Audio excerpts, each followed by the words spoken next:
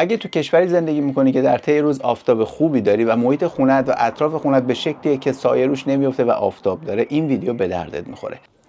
سلام دوستای خوبم، امیدوارم با توجه به شرایطی که سختی که بوده و همچنان تا حدودی ادامه داره اوضاع احوالتون خوب باشه و هر روز حالتون بهتر بشه.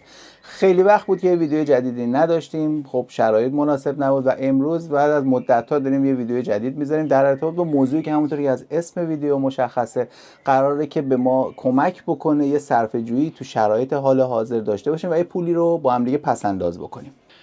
هزینه برق هر سالی که میگذره گرونتر میشه، خصوصا کشورهایی مثل آلمان که قراردادهای سالانه داره و قراردادشون وقتی یک سالش تموم میشه قیمت اتوماتیک مقدار میره بالا.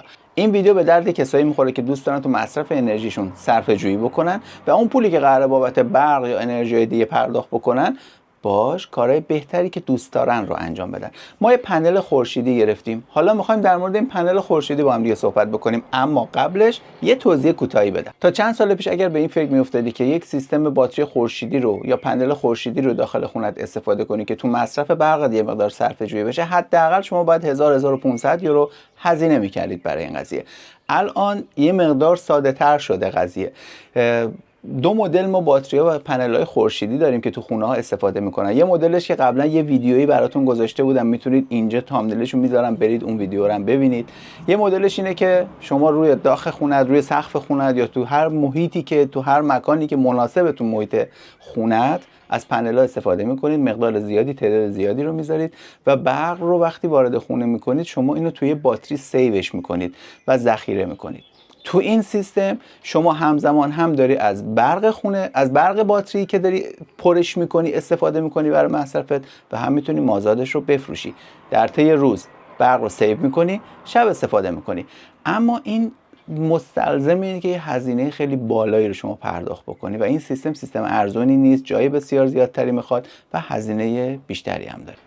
و مدل دومی که الان هست، مدلی که الان من دارم استفاده میکنم که شما دو تا پنل، یک یا دو تا پنل رو میگیرید و حالا روی بالکن، توی سقف یا روی پشت بام یا هر جایی که میتونید نصبش میکنید و دیگه نیازی نیستش که شما باتری داشته باشید و اون امکاناتی که هزینه بالایی داره رو استفاده بکنید.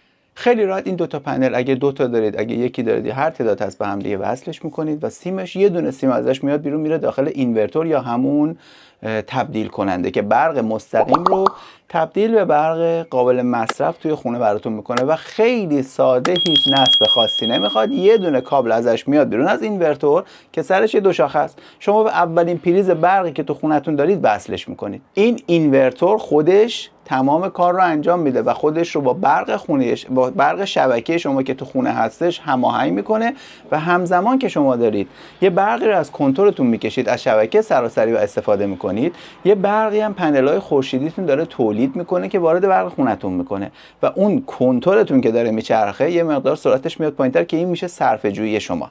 بزرگترین خوبیش اینه که این سیستم خیلی ارزونه. تا یکی دو سال پیش 1500 یورو بود. من اینو تو فروشگاه لیدل پیدا کردم که انگبت خورده بود و شده بود 149 یورو. 800 وات، دو تا پنل هر کدوم 400 وات که میاد میره داخل یه اینورتور و از اینورتور یه کابل میاد بیرون و میره توی سیستم پریز خونه.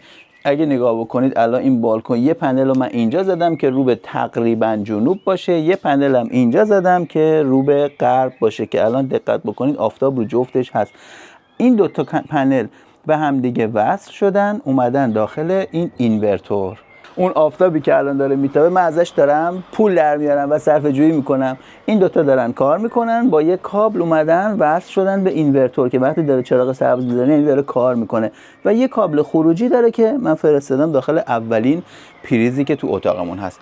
این یه اپی هم داره که شما تو اپش میتونید ببینید دقیقاً چقدر داره براتون تولید میکنه و خیلی ساده میتونید همه چی رو قشنگ حساب کتاب بکنید تا الان چقدر بهتون پول برگردونده از مصرف برقتون. فقط تا چند سال پیش شما باید حتما به صاحبخونه‌تون اطلاع میدادید، یه برگه ازش میگرفتید، یه مجوزی بود اونو باید میبردید میدادید به اداره برق شهرتون یا همون اداره‌ای که باهاش قرارداد دارید، اون شرکتی که باهاش قرارداد برق دارید و اونا باید حتما در جریان میبودن و این کارا رو میکردن. ولی الان طبق قانونی که الان هست تا 800 وات نیازی نیستش که اصلا شما این کار رو بکنید. خیلی راحت میگیرید نصب میکنید، اگه دوست داشتید به صاحبخونه‌تون هم اطلاع میدید فقط بدونه و اتوماتیک فقط توی سایتیه، اسم سایتم براتون میذارم.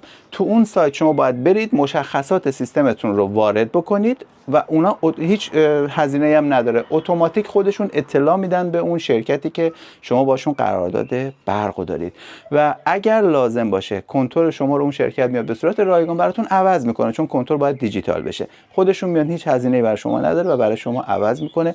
از لحظه‌ای که شما وصل کردید، سیما رو به هم وصل کردید و داخل پریز زدید، سیستمتون شروع به کار میکنه. متاسفانه اینا تو شب خوب کارایی نداره، چون شما هیچ برق رو نمیتونید سیوش بکنید و داخل باتری ذخیره سازی بکنید. برای همین قیمت خیلی ارزونی دارن و یکی از چیزایی که خیلی شاید بترسن اینه که آقا این دو شاخه خب داره برق تولید میشه، الان دستمون بخوره فلان یا بچه دست بزنه. نه، این دو شاخه حتی اگه اینورتور در حال کار هم باشه که نیست، کار نمیکنه، هیچ برقی داخلش نیست تا شما بیاید وصل بکنید به پریز. اون موقع این سیستم به صورت هوشمند خودش تشخیص میده که الان سیستم وصل شده و شروع به تولید برق میکنه براتون.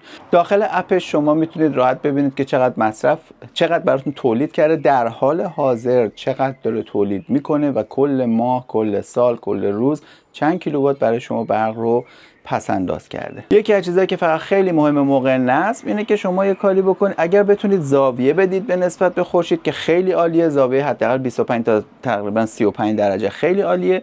ولی اگه مثل من جایی بود که نمیتونستید زاویه بدید، من اینو خیلی صاف چسبوندم به نرده ها. الان خیلی مهمه که فقط شما اینو یه کاری بکنید که این سفت بمونه و از جاش تکون نخوره. ما طبقه چهارم این باد شدیدی گاهی اوقات اینجا میاد، ولی طوری بستمش که دیگه بادم پشتش نمیفته و کاملا امنیتش برقراره. فقط پریزو بزن و شروع کن به برق تولید کردن. این یکی از سیستمایی که با سر 40-50 یورو شما میتونید به راحتی یه سیستم کوچیکی رو تو خونتون راه اندازی بکنید، یه مقداری از مصرف برقتون رو از انرژی خورشید بگیرید. حتی اگر مستاجر باشید هیچ اشکالی نداره، به راحتی میتونید این کار انجام بدید. اینجا تو آلمان مصرف انرژی خیلی مهمه، قیمت انرژی متاسفانه هی میره بالاتر و این برای مردم خیلی مهمه که صرفه جویی بکنن و از چند وقت پیش من دقت کردم خیلی این پنل‌ها زیاد شده. این پنل‌ها رو روی بالکن، روی نرده‌های بالکن، رو سقف پارکینگاشون، اگر گارتن دارن حتی رو کف گارتنشون میتونن بذارن. خیلی‌ها یک پلاتس کوچیکی براش درست میکنن، با چوب میان روی اونو سوار میکنن، چون حتی روزی 2 کیلووات هم اگه شما برق بده در طی یک ماه و در طی یک سال مبلغ قابل توجهی میشه براتون. هر کسی که میتونه داره الان از این پنل‌ها استفاده میکنه و صرفه جویی میکنه تو مصرف برقش. حالا کسایی که میخوان بیشتر هزینه کنن و جای بیشتری دارن، جای مناسبی دارن، میان یه مقدار گسترده ترش میکنن و از سیستم‌های سنگین استفاده میکنن. در کل صرفه جویی کردن خیلی راحته. اگر شما راهش رو پیدا بکنید بهتون توصیه میکنم حتما این سیستم رو ارزوناشو شروع بکنید، راه اندازی بکنید و استفاده بکنید. اگر سوالی هم در موردش داشتید، من اصلا خیلی ساده همه رو ساده گفتم، هیچ چیز فنی هم نگفتم. البته مدل‌های مختلف داره، موقع خرید حتما حواستون رو جمع بکنید که از این سیستم‌های بدون مارکی که از چین و از کشورهای این ور اون ور میاد نگیرید، چون بعداً دردسر دارید سر اینکه شاید پنل‌ها درست کار نکنن. ولی این سیستمی که تو آلمان اگر یه چیزی بگیرید خیالتون راحت، یه گارانتی هم داره و دارید استفاده می‌کنید و صرفه‌جویی می‌کنید، برید حالش رو ببرید.